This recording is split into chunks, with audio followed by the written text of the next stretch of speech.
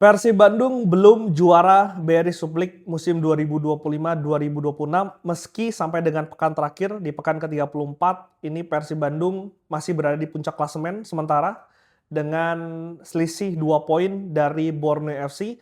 Artinya penentu dari juara di BRI Suplik musim ini harus ditentukan di laga terakhir di pekan ke-34. Persib Bandung sendiri akan menjamu Persijap Jepara di Gelora Bandung Lautan Api pada hari Sabtu, kick off pada pukul 4 sore untuk bisa memastikan nasib mereka apakah bisa menjadi kampiun dari Liga Indonesia secara 3 kali beruntun.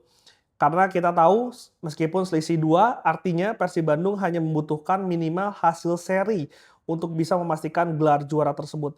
Persib nggak boleh kalah kalau misalkan nggak mau disalib Borneo FC yang wajib menang ketika mereka menjamu Malut United di kandang mereka di Samarinda. Sehingga sebetulnya penentuan apakah Persib bisa juara atau enggak ini masih berada di tangan anak asuh dari Bojan Hodak. Kalau misalkan gue mengutip kata dari Wagub Jawa Barat, Kang Erwan, ini merupakan laga menjemput takdir dari Persib Bandung. Apakah mereka bisa juara atau tidak? Karena kalau kita lihat dari sisi pemain mereka sedang berada di tren yang sangat positif. Bahkan di latihan terakhir kalau gue lihat para pemain tampak sangat enjoy, tampak sangat happy. Bebannya tentu sudah lebih ringan dibandingkan dengan laga-laga sebelumnya. Karena kalau kalian lihat sebetulnya Persib sempat goyah ketika ditahan oleh Dewa United dengan skor 2 sama. Setelah itu mereka menjamu Arema FC juga kembali imbang 0-0 di GBLA. Untungnya mereka bisa bounce back di waktu yang tepat, di saat yang tepat ketika mereka sebetulnya menjalani laga berat ketika away ke Bayangkara. Saat itu sempat tertinggal 2-0, tapi akhirnya bisa berbalik menjadi 2-4. Dan setelah pertandingan tersebut, Persib Bandung juga remontada lagi. Kali ini korbannya adalah Persija Jakarta yang ditaklukkan dengan skor 1-2 sebelum akhirnya menang dari PSM Yogyakarta 1-0 dan juga terakhir ini baru saja menang dramatis juga di Parepare ketika mengalahkan tuan rumah PSM Makassar dengan skor 1-2. Sehingga ini merupakan modal untuk Persib Bandung karena kalau kita lihat secara performa apalagi ketika mereka bermain di kandang ini mereka hampir sempurna, bahkan hanya Arema FC menjadi tim yang pernah mencuri poin di GBLA. Itu pun bukan 3 poin, tapi hanya bisa mencuri 1 poin ketika mereka menahan imbang anak asuh Bojan Hodak dengan skor 0-0.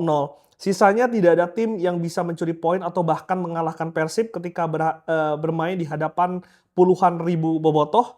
Karena kalau kita lihat dari torehan kebobolannya pun juga sangat baik.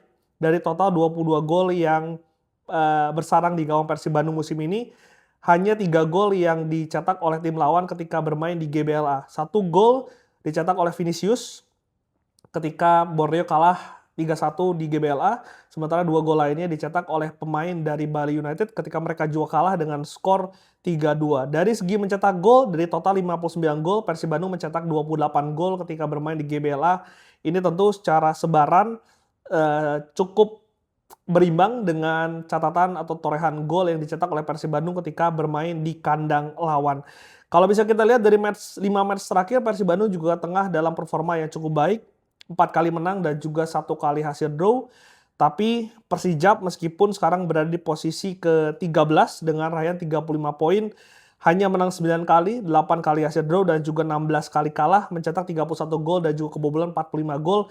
Tapi kalau misalkan kita lihat di putaran pertama, Persijap merupakan satu tim yang pernah mengalahkan Persib Bandung ketika bermain di GBK, di Gelora Bumi Kartini. Saat itu meskipun Ulian Baro sempat menyamakan kedudukan di injury time, tapi ada 1 gol yang berhasil dicetak oleh Persijap Jepara di akhir pertandingan sehingga Persijap saat itu menaklukkan Persib dengan skor 2-1. Meski memang secara analisa ini tidak bisa dibandingkan dengan performa Persib pada hari ini karena saat itu kita tahu dengan rombakan pemain yang begitu luar biasa di awal musim butuh waktu untuk bisa membangun chemistry dan juga beradaptasi dengan tactical Boyan.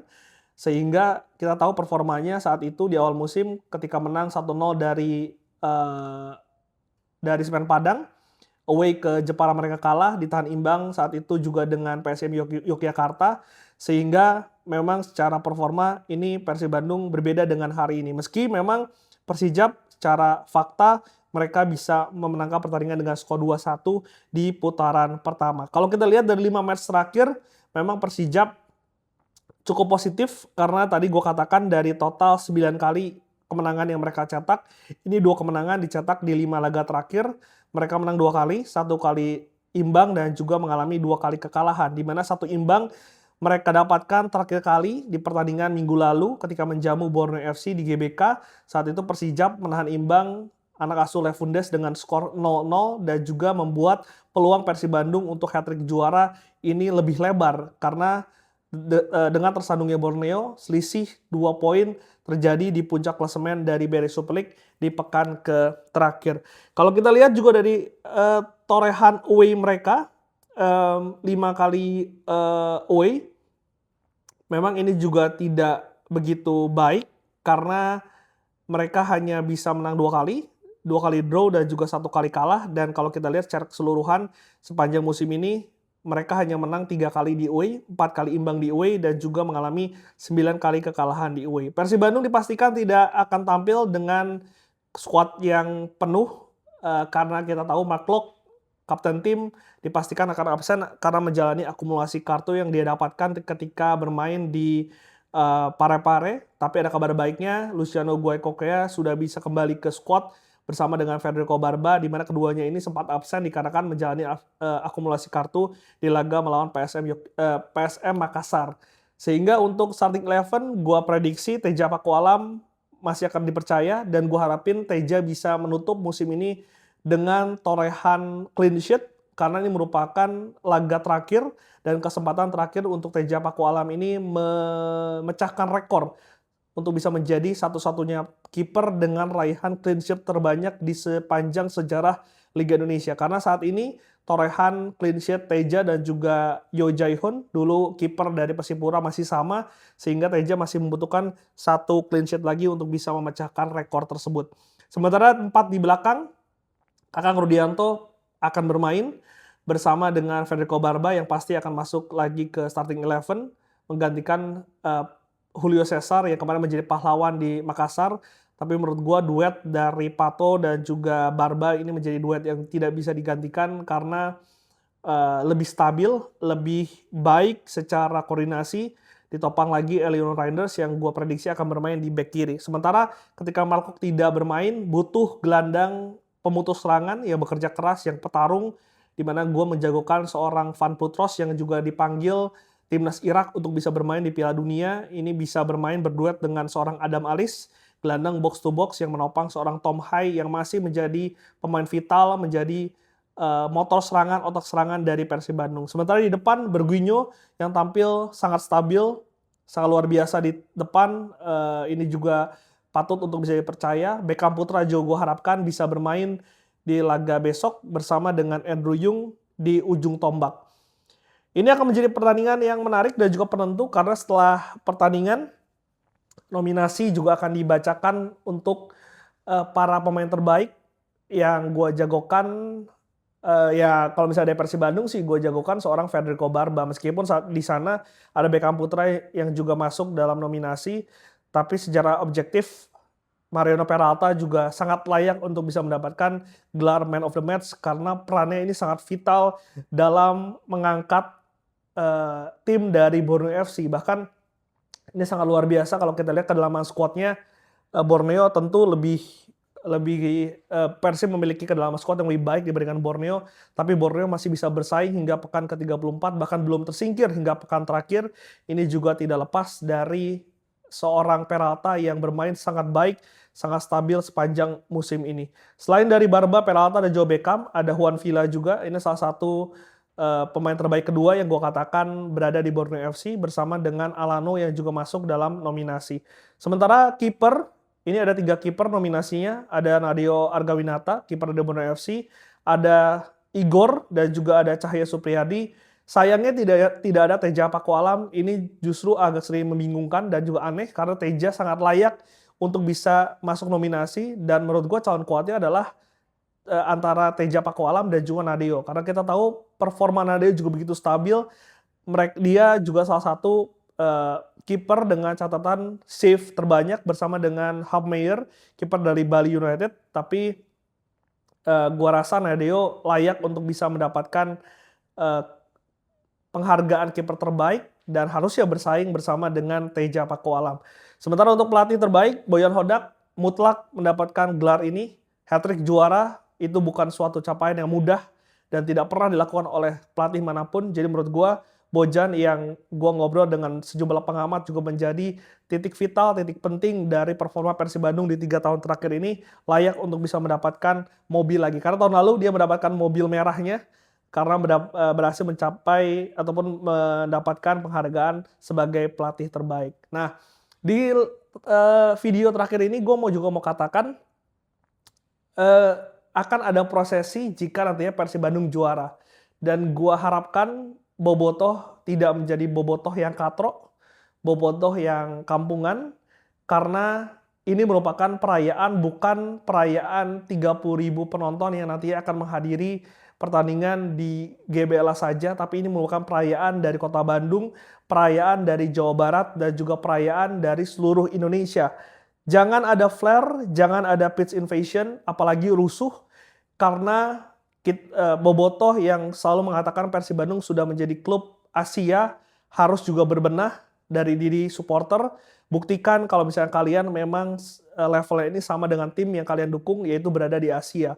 Jangan menjadi Bobotoh juga yang egois. Kalau kata Kang Eko, jangan menjadi Bobotoh yang toksik. Karena kalau kalian melakukan pitch invasion, menyalakan flare, itu tentu akan merusak perayaan hat-trick juara sejarah dari Persib Bandung. Gua kemarin sempat nge-scroll galeri gua lihat bagaimana perayaan di tahun lalu. Secara gambar ini nggak bagus karena banyak sekali asap dari flare yang akhirnya membuat jarak pandang kamera terhadap suasana di GBLA ini tidak baik, tidak terlihat apapun. Bahkan kalau kalian lihat, apakah kalian bisa menemukan foto yang bagus ketika David da Silva, Ciro Alves, dan juga kawan-kawan ini mengangkat piala? Itu tidak ada karena apa? Karena sebetulnya pemberian penghargaan piala itu dilakukan di lapangan. Tapi karena adanya pitch invasion, ini membuat akhirnya perayaan tersebut tidak optimal, tidak maksimal, sehingga ini harus bisa menjadi kesadaran, catatan dari Bobotoh itu sendiri. Meskipun memang pihak klub sudah melakukan sejumlah antisipasi dan itu perlu diapresiasi karena sekali lagi ini merupakan perayaan tidak hanya di GBLA tapi ini merupakan perayaan Bandung dan juga perayaan dari seluruh Bobotoh yang tinggal di Jawa Barat bahkan di seluruh Indonesia.